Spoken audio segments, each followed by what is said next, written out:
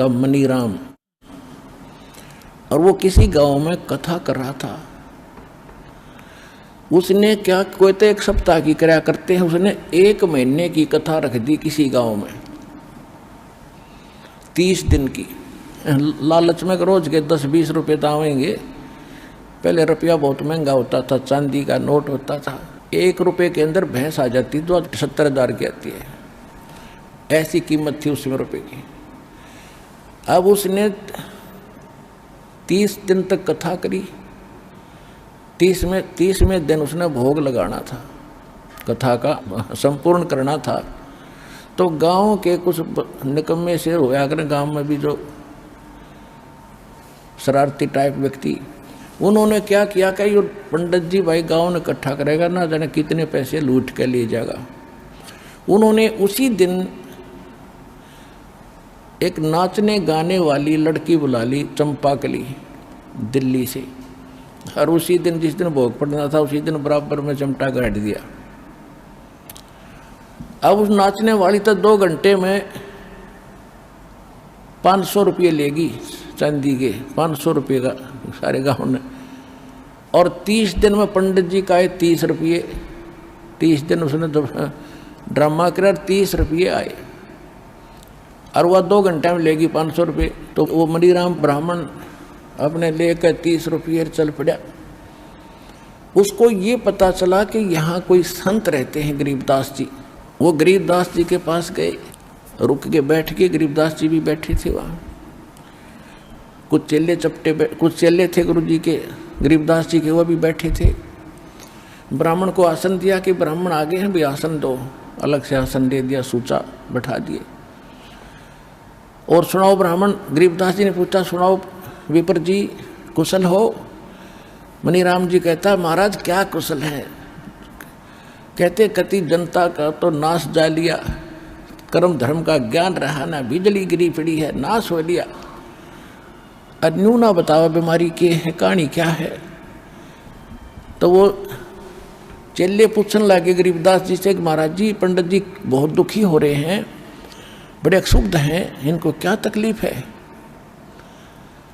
गरीबदास जी कहते हैं कि फूटी ज्ञान विवेक की और अंधा है जगदीश, चंपाकली को 500 और मनीराम को 30। ये रोड़ा है इनका। गरीबदास जी कहते हैं जनता का विवेक खत्म हो लिया भाई, और यहाँ का भगवान अंधा है, इसने सारे उल्टे काम करवाने, ये अंधा है जगदीश। और क्या हुआ कि पंडित जी को तो 30 रुपये मिले हैं, और चंपाकली 500 लेगी, यो 9 दुख पर है। तो परमात्मा ने कहा कि पंडित जी आप उस चंपाकली तक कम को नहीं, तेरा दाव ना लगा इसलिए रो रहा है। आपके पास क्या है जो तू जनता को बांट रहा है, बता दे मुझे। कथा की आपने? हाँ जी कथा की, और 30 रुपये आए 30 दिन में। कथा करने का आप अधिकारी हो? गरीबदास जी ने पूछा। हाँ जी, मेरे आदेश दे रखा है मेरे गुरु जी ने। परमात्मा बोल, गरीबदास जी ने कहा कि जिस समय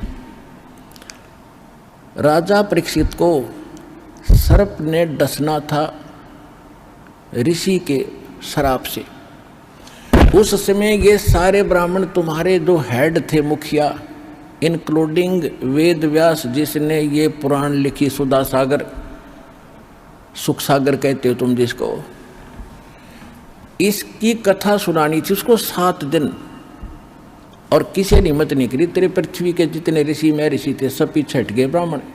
क्यों हट गए? क्योंकि 7वें दिन रिजल्ट आना था उसका। सबको मालूम था कि हम अधिकारी नहीं है, और 7वें दिन पोल पाट जाएगी, ऋषि को कुछ ज्ञान नहीं हुआ तो सब पीछे हट गए, हम अधिकारी नहीं है, हम अधिकारी नहीं है। फिर कौन, कैसे हुई वो कथा? स्वर्ग लोक से सुखदेव ऋषि बुलाए गए थे, उन्होंने कथा सुनाई। जब उस कथा से जो लाभ उसको मिलना था, परीक्षित ऋषि को केवल यहाँ से व्यक्ति हटानी थी उस कथा के प्रभाव से। वो सर्प ने तो डसना था, उसने मरना भी था, वो ये कर ही नहीं सकते।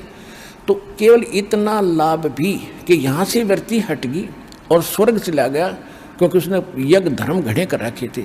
स्वर्ग में जाके फिर वापस आएगा वो तो अलग बात है, कुत्ता भी बनेगा, राजा था वो परीक्षित।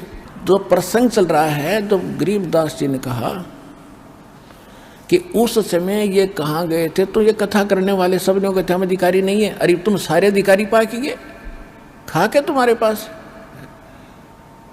तो उसी समय शांत हो गया वो ब्राह्मण था, क्योंकि भगवान के लिए तड़फ रहा था कि महाराज बिल्कुल सच्ची बात कही आपने, क्योंकि पढ़ रखी थी कथा, उसको तो बताने की जरूरत नहीं विस्तार से कि फिर कारण क्या है दाता, कि वही भक्ति कर, इन कथाओं से बात नहीं बढ़ेगी। जिस जिसका तेने पैसा लिया है, किसी का बैल बनेगा, किसी का गधा बनेगा, ये एक एक पाई का हिसाब होगा तेरा। कहाँ तुम कर्म खराब करते फिर रहे हो, अधिकारी नहीं हो, तुम्हारे पास कोई भक्ति मार्ग नहीं है, तुम्हें ज्ञान नहीं भक्ति का। उसी समय उस ब्राह्मण ने समर्पण कर दिया, महाराज मन तक कल्याण चाहिए, आज के बाद कान पकड़ लिया, कति या गलत काम नहीं करूँगा, और भक्ति करी, अपना मोक्ष प्राप्ति की। अब क्या बताते हैं कबीर साहब, कहते हैं करनी तज कथनी कथ अज्ञानी दिन रात, और कुकर जो भोकत फिरे ये सुनी सुनाई बात। एक पंडित जी था, वो क्या कर रहा था कि मैं प्रतिदिन रामायण का पाठ किया करता, कुछ पृष्ठ अपने ही घर पे डेली, उसने जैसे हम नित्यनेम करते हैं, ठीक है। एक दिन उसको किसी कामवश किसी शहर में जाना पड़ गया, और अपने गांव से कुछ दूरी पर दूसरे गांव में स्टेशन था, वहाँ पहुँच गया, और उसके साथ एक उसके गांव का और व्यक्ति था। अब जिस स्टेशन पर वो पहुँचा तो गाड़ी रुकी, गाड़ी में ब्राह्मण और उसका साथी चढ़ गए, डब्बा खचाखच भरा था, खड़े थे लोग, कुछ बैठे थे, कुछ गाड़ी चल पड़ी। कुछ देर के बाद ब्राह्मण ने सीट पर बैठे व्यक्तियों से कहा कि मुझे थोड़ा स्थान दे दो। उन्होंने पूछा कि क्या आप बीमार हो, कि नहीं, प्रतिदिन मैं पाठ किया करता था और आज मैं पाठ करने का समय नहीं मिला, मुझे शीघ्र आना पड़ गया, अब मैं यहाँ बैठकर पाठ करना चाहता हूँ रामायण का। तो धार्मिक लोग होते थे ज़्यादा, उन्होंने कहा भी बहुत अच्छी बात है पंडित जी, आप यहाँ बैठो और हमें भी सुनाना, हम भी सुनेंगे। उनको पूरी सीट दे दी रेल की, ट्रेन की, और नीचे कपड़ा बिछा दिया पंडित जी के, अब सुनाओ। अब वो कथा सुनाने लगा, प्यारा प्यारा। उस दिन प्रकरण क्या रहा था, भरत का चरित्र, और उसमें सुनाया गया था, उसमें लिखा गया था कि भाई हो तो ऐसा हो, भरत जैसा हो, भाई हो तो ऐसा हो, भरत जैसा हो। भाई के राज्य को स्वीकार नहीं किया, जमीन में 6 इंच गड्ढा खोद कर नीचे रहता था, सोता था, और राज की उसके स्थान पर खड़ा रख दी थी गद्दी पर भगवान राम की। रामचंद्र जी आए, उसका राज सौंप दिया था, भाई हो तो ऐसा। सब ने ताड़ी पीटी, वाह पंडित जी, बड़ी कथा सुनाई। एक भक्त वहाँ बैठा था, कोई व्यक्ति बैठा था, उसने कथा करवानी थी और कल से प्रारंभ करानी थी, उसने को पंडित जी नहीं मिल रहा था।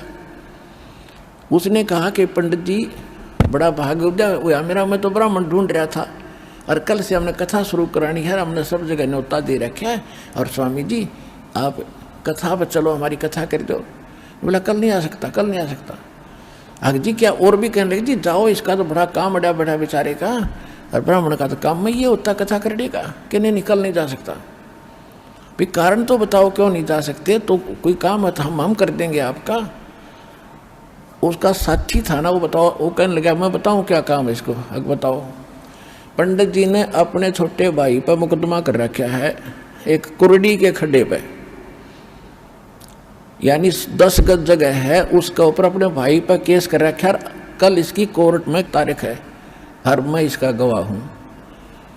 तो पुण्यात्माओं, खुद तो भाई पर केस कर रहा है 10 गज जगह पर, और कथा सुना रहा है भरत की कि भाई होता है ऐसा, और आप भाई उस पर केस कर रहे अपने भाई पर एक 10 गज जगह के ऊपर, जिस मडंगा डाल कर उसको कुरडी बोलते हैं।